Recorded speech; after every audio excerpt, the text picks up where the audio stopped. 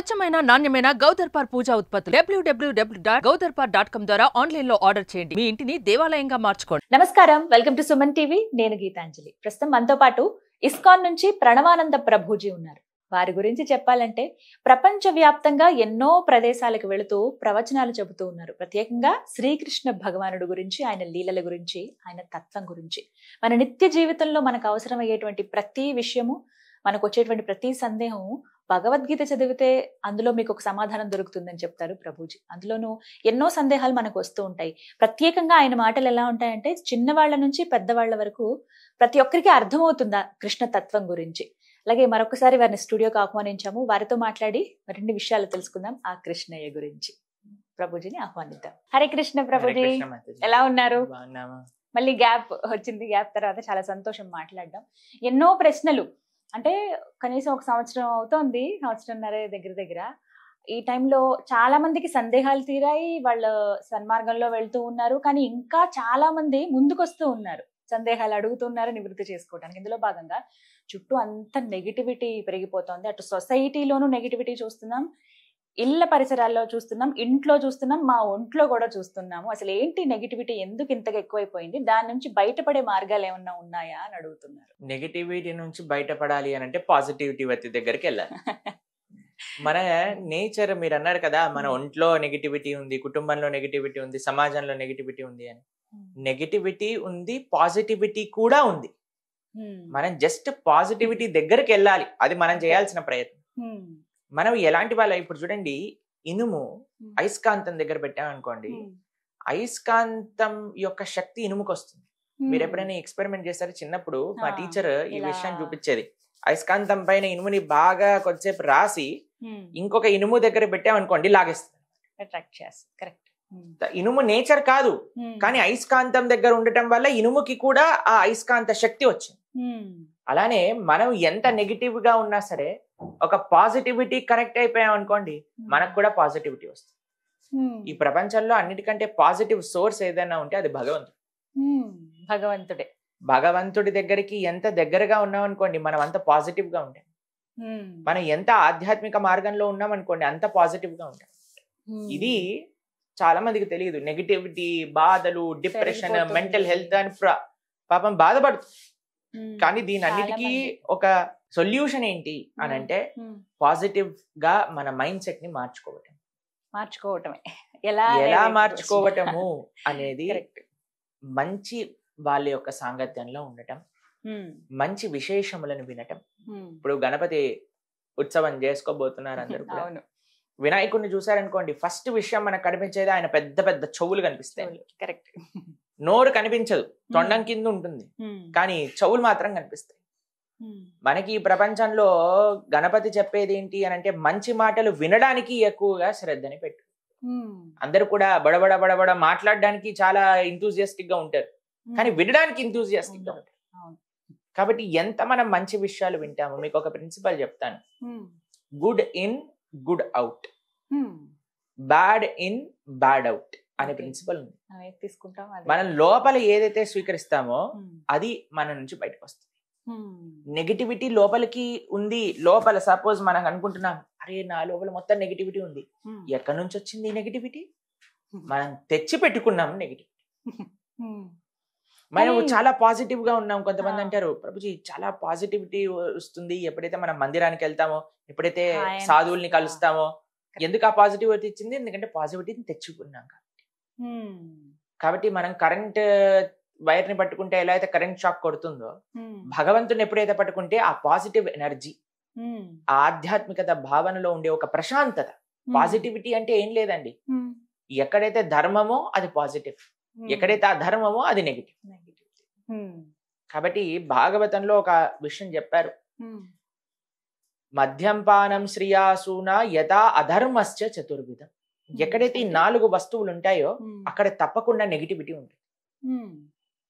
మీకు చాలా జాగ్రత్తగా ఈ విషయాన్ని పరిశీలన చేయాలి అందరూ. ఎక్కడైతే ఈ 4 చెడు అలవాట్లు ఉంటాయో, ఏంటి ఆ 4 చెడు అలవాట్లు? ఎక్కడైతే మాదక ద్రవ్యాలను సేవిస్తూ ఉంటారు. ఇప్పుడు చూడండి, మీరు ఒక ఈ ప్రపంచంలో మేము ఎప్పుడూ వెళ్ళలేదు, కానీ విన్నాం, కానీ చూసాము వీడియోస్. కానీ ఎప్పుడైనా మీరు చూడండి, ఎక్కడైనా ఈ డిస్కోటెక్స్ అని పబ్స్ అని ఉంటాయి చూడండి, అవన్నీ చీకటిగా ఉంటాయి. చాలా మొత్తం అన్ని అంధేరా, మొత్తం చీకటి ఉంటుంది. దాని లోపల ఏవో అక్కడక్కడ లైట్లు వేసి ఉంటారు. ఎందుకు అంటే ఇది తీవ్రమైన తమో గుణానికి చెందిన పని అన్నమాట. మాదక ద్రవ్యాలు సేవించటం, డ్రగ్స్ అని, తర్వాత గుట్కా, మాణిక్ చంద్, తర్వాత మందు తాగటం, ఇవన్నీ కూడా తమో గుణానికి సంబంధించి. అందుకే మీరు చూడండి, ఎవరైనా ఇలాంటి తప్పు పనులు చేసే వాళ్ళ దగ్గరికి మనం వెళ్ళామనుకోండి, వాళ్ళు ఒక స్టేట్ ఆఫ్ వాళ్ళని చూస్తేనే మనకు కూడా ఏంటి అసలు వీడు నార్మల్ గా ఉన్నాడా లేదా అని అనిపిస్తూ ఉంటుంది అనమాట. తాగాక ఎవరైనా చూసారా మీరు ఎప్పుడైనా? చూసానండి. వాడు మైకంలో ఉంటాడు, ఈ లోకంలో ఉండరు అసలు. ఎందుకు అలా ఉంటారంటారు? దాని యొక్క ప్రభావం అనిపిస్తుంది మీకు. మా ఒక స్వామీజీ ఉన్నారు మా ఇస్కాన్ లో, రాధా గోవింద మహారాజ్.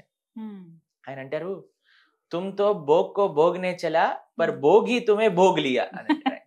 ఆయన ఏమనుకున్నారు, మనం ఏదో ఎంజాయ్మెంట్ కోసం ఒక పని చేయడానికి వెళ్తే ఆ ఎంజాయ్మెంటే మనల్ని తినేసింది అనమాట. అందుకే కదండి ఇప్పుడు తాగేవాడు, అమ్మో నేను తాగకపోతే చచ్చిపోతాను, అడిక్ట్ అయిపోతుంది.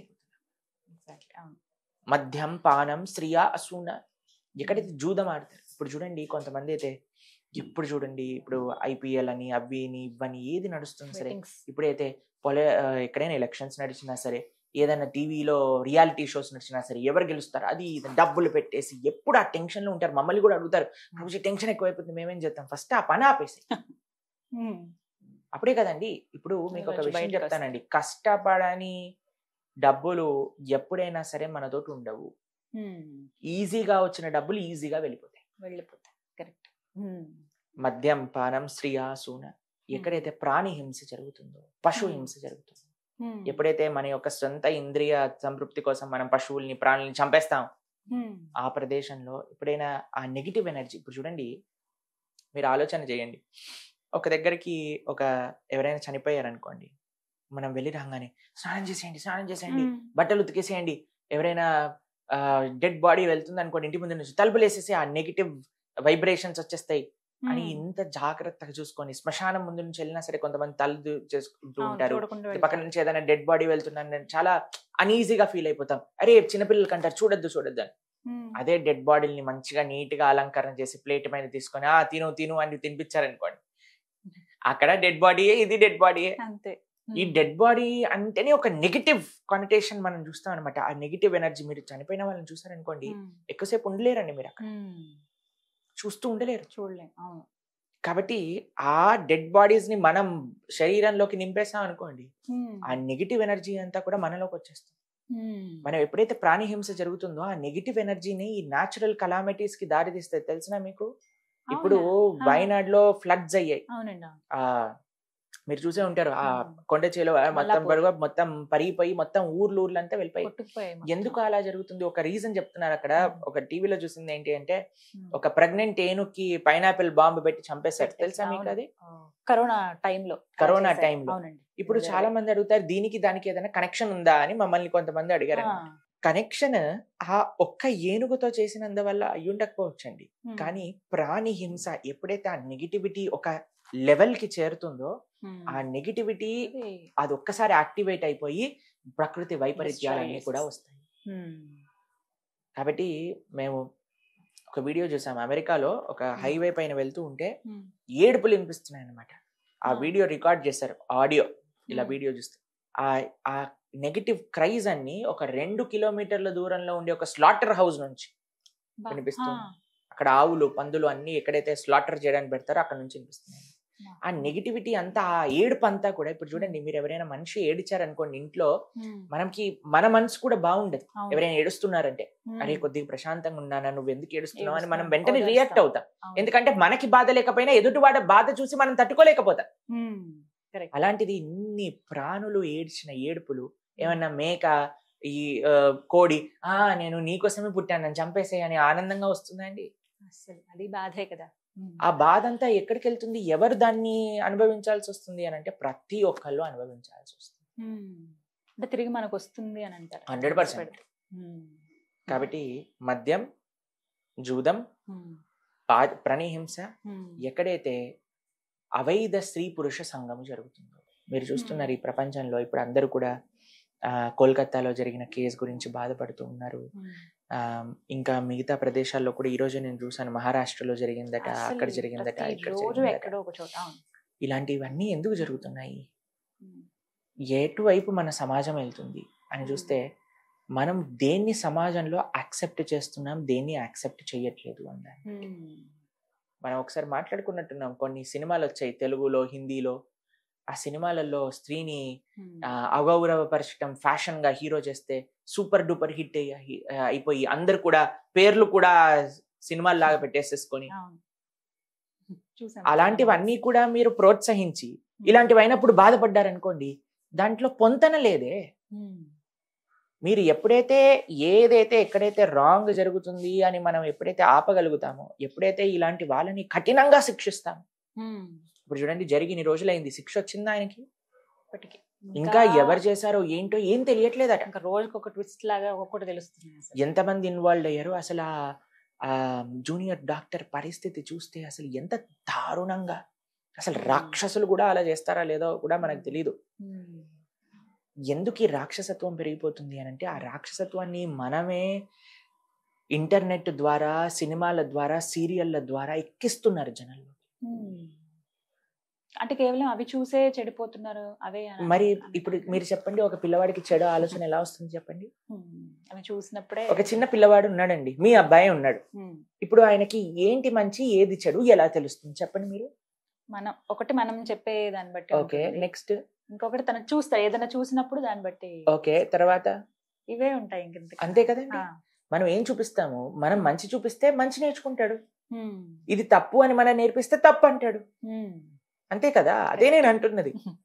ఇన్ని విషయాలు మనం చెప్తున్నాం, ఇన్ని మంచి విషయాలు చెప్పడానికి ప్రయత్నం చేస్తున్నాం. ఎంత ప్రయత్నం చేస్తున్నాము మంచి విషయాలు, మంచి మార్గంలో ఈ దేశంలో ఉండే యువత వెళ్ళాలని, మంచి మార్గంలో ఈ దేశ భవిష్యత్తులో ఉండే చిన్నపిల్లలు ముందుకెళ్ళాలని, మనం మారి మంచి మార్గంలోకి వెళ్ళాలని. కానీ మేము చేసే ఇన్ని ఎండేవర్స్ కి ఒక్కసారి నీళ్లు పోసేస్తారు. ఒక సినిమా రిలీజ్ అవ్వగానే జనాలందరూ పిచ్చోళ్ళలా ఆ సినిమా వెనకాల వెళ్ళిపోయి ఆ హీరోలు చెప్పే. మీకు ఒక విషయం చెప్తానండి, ఎందుకు మేము సినిమాలను ఇంత ఘోరంగా ఖండిస్తాము, ఎందుకు wrong ideals, wrong role models ఖండిస్తామంటే, ఇప్పుడు మీరు చెప్పండి, నేను మా గురువు గారి ప్రవచనం వినడానికి మేము యూట్యూబ్ లో, ఇప్పుడు మేము స్టూడియోకి వస్తున్నప్పుడు కూడా మా గురువు గారి ప్రవచనం వింటూ ఉన్నాం అనమాట. మధ్యలో యాడ్ వస్తుంది.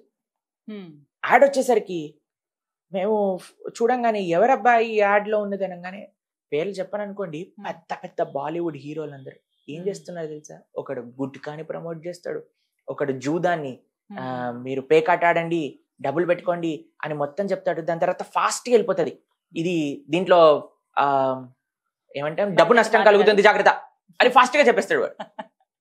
అంతే. వీడొచ్చి గుట్కా తినమంటాడు, వీడొచ్చి జూదం ఆడమంటాడు, ఇంకొకడు వచ్చి కూల్ డ్రింకులు తాగమంటాడు, ఇంకొకడు వచ్చి చాక్లెట్లు తినమంటాడు, ఇంకొకడు వచ్చి స్త్రీలను కొట్టి అవమానించి వాళ్ళని హింస పెట్టి అలాంటి సినిమాలు నడిపి జంతువు అని పేరు పెట్టుకొని సూపర్ హిట్ కొనుక్కొని లక్షల కోట్లు సంపాదించేస్తాడు. వీళ్ళని మనము ఐడియల్స్ గా, వీళ్ళ వెనకాల క్రేజ్ పెంచుకొని చెడ్డ బూతులు మాట్లాడే వాళ్ళు, అసాంఘికంగా ప్రయత్నించే వాళ్ళందరినీ కూడా మనము వాళ్ళ దగ్గరికి వెళ్ళి మేము వాళ్ళ ఫ్యాన్స్, మేము వాళ్ళది ఇది అది అది అని చెప్పుకుంటూ తిరుగుతున్నారు మీరు. ఇలాంటి పరిస్థితిలో దేశ యువత ఉంటే మనకి అసలు ఈ దేశానికి మంచి భవిష్యత్తు ఉందంటారా చెప్పండి? అంతే, ఎక్కడ చూసినా నెగిటివిటీ ఉంది. మనకి ఇప్పుడు మా పక్కన ఒక దేశం ఉంది చైనా అని. మీకు ఒక విషయం తెలుసా, ఇన్ని సంవత్సరాలు భారతదేశంలో వచ్చిన ఒలింపిక్ మెడల్స్ ఎన్నైతే ఉన్నాయో వాళ్ళకి ఒక్క ఒలింపిక్స్ లో అన్ని మెడల్స్ వచ్చాయి. మన వాళ్ళు బిగ్ బాస్ అని, ఈ చెత్త అని, ఆ చెత్త అని, వీటి గురించి 24 గంటలు ఫేస్బుక్ లో, ఇన్స్టాగ్రామ్ లో రీల్స్ చూసుకుంటూ వేరే వాళ్ళ జీవితాల్లో ఏం జరుగుతుందని, ఈ హీరోయిన్ చేస్తున్నాడు, ఆ హీరోయిన్ చేస్తుంది, ఈ హీరోయిన్ ఏం చేస్తుంది, ఆ హీరోయిన్ ఏం చేస్తుందని మొత్తం కూడా పాశ్చాత్య దేశాన్ని వెనకాలకి వెళ్ళి మన గోతే మనం తవ్వుకొని దాంట్లో పడిపోతున్నాం. ఇలాంటి పరిస్థితి ఉన్నప్పుడు మనకి ఎక్కడండి ఇంకా నెగిటివిటీ ఉందని బాధపడి మీరే కొని తెచ్చుకుంటున్నారు నెగిటివిటీ. మరి ఉన్నాయి వీటన్నిటిని పక్కన పెట్టాలంటే దేవుని చేరుకోవడం ఒకటే మార్గమా? కాదండి, మీకు ఒక విషయం చెప్తాను. ప్రశాంతంగా బ్రతకాలి అనుకుంటున్నారా లేదా? తెలిసి ఇందులో విషం ఉంది, కొద్దిగా విషం తాగండి, కొద్దిగా బాగుంది అని అంటే మీకు దాహం వేస్తుంది, ఈ విషం తీసుకోండి దాహం తీరిపోతుంది అని అంటే మీరు తాగుతారా? అస్సలు. పర్వాలేదు, నాకు దాహం తీరకపోయినా పర్వాలేదు, నేను ఒక గంట సేపు అయినా వెయిట్ చేస్తాను, నేను నీళ్ళు వచ్చినప్పుడే తాగుతానంటారా? అవును. మరి మీరు బ్రతకాలి, మీరు ఆనందంగా ఉండాలి అంటే దీన్ని పక్కన పెట్టాల్సిందే. ఇది ఎంటర్టైన్మెంట్ అనుకోవటం అది మనం చేసే తప్పు. కానీ ఒక సేవలో ఒక ఆనందం ఉన్నది, ఒక ఆరాధనలో ఒక ఆనందం ఉన్నది, మంచిగా బ్రతకటంలో విలువలతో ఒక ఒక ఆనందం ఉన్నది అని తెలిస్తే కదా. ఎప్పుడైతే ఈ విషయాలని ఆపితే కదా ఆ విషయాలు తెలిసేది మనకి.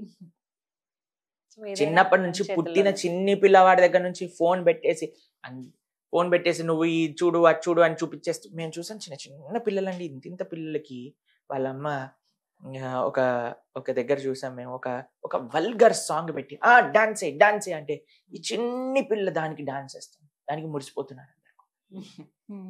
ఇలాంటి పనులు చేసినప్పుడు మనకి ఏం నేర్పిస్తున్నాము, ఏం చూపిస్తున్నాము? కాబట్టి అందరూ ప్రయత్నం చేయాలండి.